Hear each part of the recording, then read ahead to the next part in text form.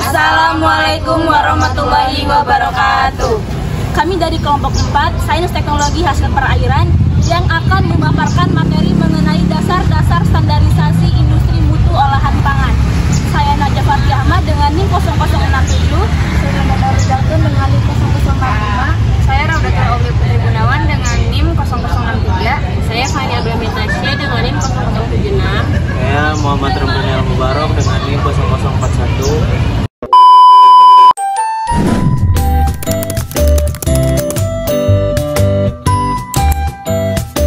Setiap orang membutuhkan pangan yang bermutu dan bergizi karena sangat penting untuk menunjang kebutuhan hidup sehari-hari. Makanan yang bermutu dan bergizi adalah makanan yang diperlukan seseorang untuk dapat hidup lebih sehat dan produktif. Mutu atau kualitas adalah sifat atau karakteristik bahan atau produk yang mencerminkan tingkat penerimaan konsumen terhadap bahan tersebut.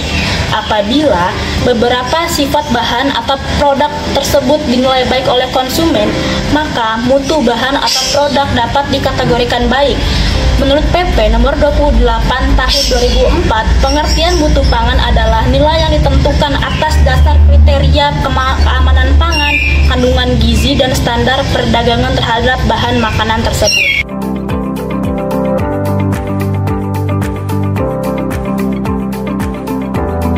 Beberapa standarisasi mutu. Yang pertama, menciptakan keadilan dalam perdagangan komoditasi kelas mutu dapat mempertemukan produsen atau penjual, konsumen atau pembeli, dan komoditasnya pada posisi tempat dan waktu yang sama. Yang kedua, untuk pelayanan konsumen atau pembeli mengenali macam-macam pilihan kelas mutu sekaligus memudahkan konsumen mengenali macam-macam pilihan kelas mutu. Yang ketiga, penggunaan komoditas yang berbeda kelas bahan mentah atau produk jadi dimanfaatkan untuk kegunaan bahan atau produk yang berbeda.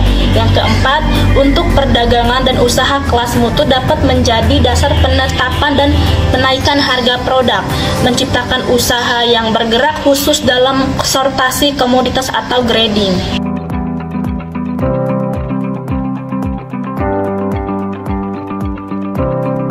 Cara mendapatkan sertifikat HACCP ada 5, yaitu 1. Pembentukan tim HACCP. Yang kedua, pendeskripsian jenis produk. Yang ketiga, identifikasi penggunaan produk.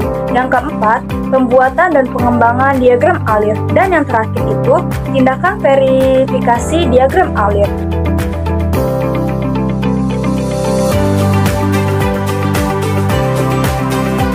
Dan cara mendapatkan sertifikat GMP yaitu pertama, desain fasilitas dan operasi yang sesuai. Perusahaan harus memiliki fasilitas produksi yang dirancang dengan benar dan memenuhi persyaratan GMP. Yang kedua, dokumentasi yang tepat. Perusahaan harus memiliki dokumentasi yang lengkap dan akurat untuk setiap langkah produk dan pembelian baku hingga distribusi produk. Yang ketiga, personil yang kompeten. Personil yang terlihat dalam siklus produksi harus memiliki kualifikasi dan pelatihan yang memadai. Yang keempat, pengujian dan verifikasi produk. Produk yang ingin dipasarkan harus diuji secara rutin dan hasilnya harus diverifikasi untuk memastikan bahwa setiap produk sudah memenuhi persyaratan GMP dan spesifikasi produk. Yang kelima, sistem manajemen berkualitas. Sistem manajemen berkualitas yang efektif adalah hal penting untuk mendapatkan sertifikat GMP di Indonesia. Dan yang terakhir, inspeksi dan audit. Perusahaan harus siap untuk mengikuti inspeksi dan audit yang dilakukan oleh BPOM Indonesia.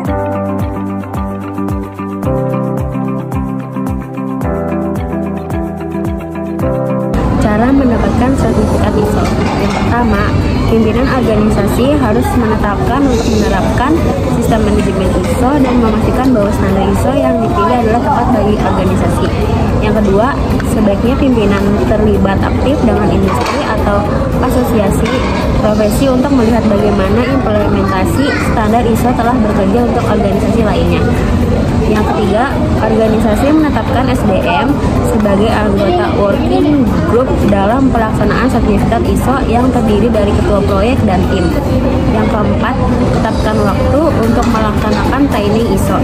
kelima, manajemen ISO perlu menjadi sasaran organisasi yang harus dikembangkan oleh manajemen senior. Upaya berkelanjutan diperlukan untuk memastikan hasil maksimal yang bisa dipertahankan selama proses sertifikat ISO berlangsung. Yang keenam, bandingkan sistem manajemen yang sebelumnya sudah berjalan dengan standar ISO. Yang ketujuh, lakukan audit internal perusahaan dan lakukan rapat tinjauan manajemen atau RTM. Yang kedelapan, setelah organisasi telah siap dan telah menentukan masalah yang disorot dalam laporan tahap 1 undang badan sertifikasi ISO, maka sertifikat ISO resmi diberikan kepada organisasi.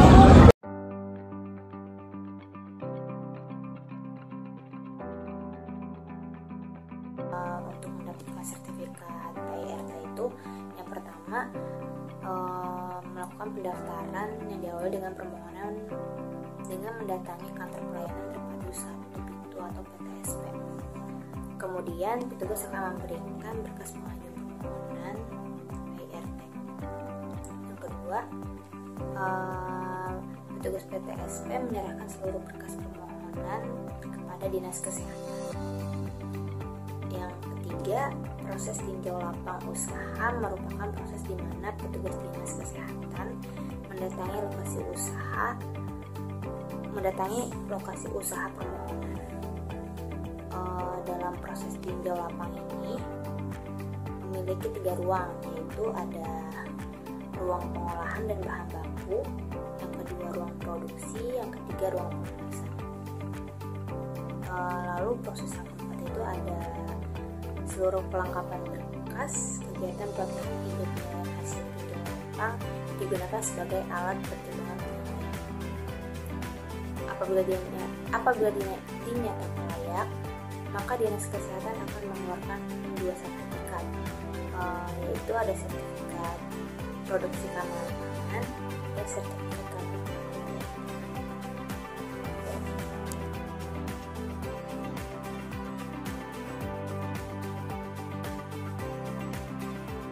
Selanjutnya, cara mendapatkan sertifikat SKP. Cara yang pertama adalah UPI mengajukan permohonan SKP kepada Kepala Dinas yang dilengkapi dengan berkas persyaratan. Yang kedua, Kepala Dinas menerima permohonan SKP dan membuat disposisi pelaksanaan. Yang ketiga, pembina mutu yang mendapatkan disposisi melakukan pembinaan pra-SKP. Yang keempat, pembina mutu melakukan pengecekan kelengkapan persyaratan SKP. Yang kelima, jika kelengkapan sudah memenuhi persyaratan, maka pembina mutu melakukan pembinaan dan pengecekan penerapan GMP dan SOP di UPI. Karena pembina mutu melaksanakan pembinaan SKP dan memberikan saran perbaikan serta melakukan verifikasi tindak lanjut perbaikan. Yang ketujuh, pengiriman dokumen rekomendasi penerbitan SKP, alur produksi produk dan data umum ke Dirjen PDSP.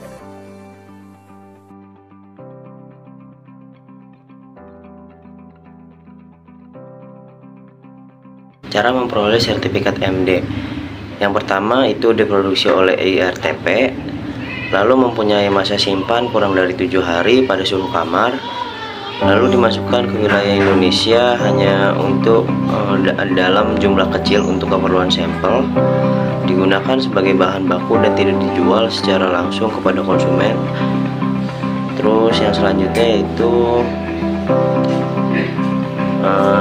hadapan pembeli dalam jumlah yang kecil.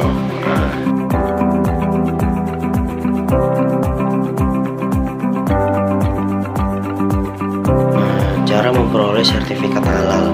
Yang pertama, mendaftarkan diri dan melampirkan berkas dan persyaratan. Yang kedua, BPJPH akan meneliti persyaratan yang dilampirkan. Yang ketiga, melakukan audit dan pemeriksaan produk. Yang keempat, penyerahan hasil pemeriksaan kepada MUI untuk mengeluarkan fatwa. Yang dimaksud itu fatwa halal. Yang kelima, mengeluarkan sertifikat halal jika sudah lulus dalam audit tersebut.